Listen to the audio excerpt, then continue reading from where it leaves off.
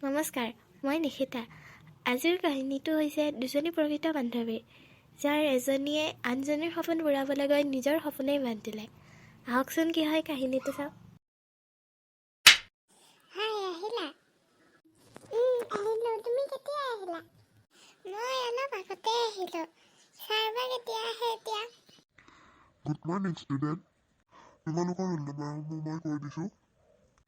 Roll number 1 Parismita, roll number 2 Dhitima, roll number 3 Rahul, roll number 4 Maitri, roll number 5 Princy.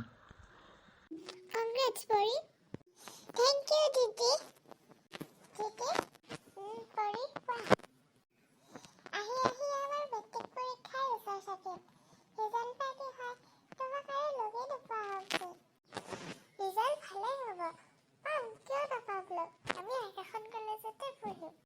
পঢ়িবতো মোৰো মন আছিল, কিন্তু আমাৰ ঘৰৰ অৱস্থাটো তুমি জানাই, ইমান ভাল নহয়। কেনেকৈনো আমি একেখন কলেজতে পঢ়িম? তুমিতো ভাল কলেজত পঢ়িবা, প্ৰাইভেট কলেজত। সেইবিলাক কথা পিছত হ'ব। মই থাকিম নহয় তোমাৰ লগত। আমি বেষ্ট ফ্ৰেণ্ড হয়তো। পৰীক্ষাটো দি লওঁ আগত। ব'লা এতিয়া ঘৰলৈ যাওঁ। ব'লা, বাই। পৰি আহিছা। তোমাৰ ৰিজাল্টটো শুনি ভাল লাগিল। খুৰী, ধিতি ক'ত আছে? তাইক দেখাই নাই দেখোন। তাই ভিতৰতে আছে, ৰ'বা, মই মাতি দিম। তোমাৰ ৰিজাল্ট পাই তাই আজি বহুত সুখী। কি জানা পৰি, শ্ৰেণীত তুমি প্ৰথম হ'বলৈয়ে তাইক পৰীক্ষাত এটা দুটা প্ৰশ্ন এৰি থৈ আহে। তোমাৰ সপোন পূৰাবলৈ তাই তোমাক ভাল কলেজতো নাম লগাই দিছিল। তাই তোমাৰ ডাঙৰ অফিচাৰ হোৱাৰ সপোনটো জানিছিল।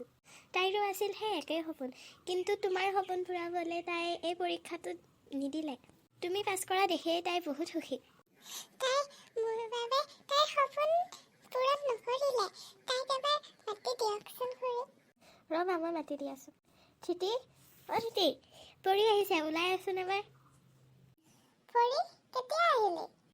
হ'ল অলপ সময়। তোমালোকে কথা পাতা, মই অলপ খোৱাৰ যোগাৰ কৰোঁ। ধিতি, তই কিয় এনেকুৱা কৰিলি? তই মোৰ সপোন পূৰাবলৈ গৈ তই নিজৰ সপোন কিয় বাদ দিলি? ধেৎ পাগলী, সেই কথাটোতে মন বেয়া কৰি আছ নেকি? তোৰ সপোনেই মোৰ সপোন, তোৰ সফলতাই মোৰ সফলতা। তই মোৰ বাবেই পৰীক্ষাত প্ৰশ্ন এৰি থৈ আহিছিলি। তই তোৰ লগতে মোকো ভাল কলেজত পঢ়ালি, কিন্তু তোৰ সপোনেই বাদ দিলি। তোৰ দৰে বান্ধৱী আৰু মই ক'তো নাপাওঁ। তোক কেতিয়াও পাহৰিব নোৱাৰিম। মোৰ ঘৰৰ অৱস্থা জানি তই সদায় তোৰ লগতে মোক স্কুললৈ লৈ গৈছিলি।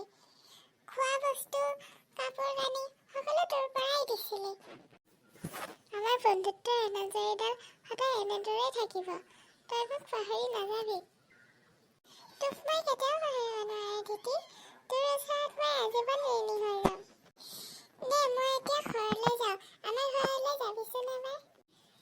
যাম দে। এয়াই আছিল আজিৰ কাহিনী। বাস্তৱ জীৱনতো এনেকুৱা বহুতো হয়। বহুতো বান্ধৱীয়ে নিজৰ বান্ধৱীৰ সপোন পূৰাবলৈ গৈ নিজৰ সপোন ত্যাগ কৰে। যদি ভিডিঅ'টো চাই ভাল লাগিল, লাইক কৰিব, কমেণ্ট কৰিব, শ্বেয়াৰ কৰিব আৰু চেনেলটো ছাবস্ক্ৰাইব কৰিব। ধন্যবাদ।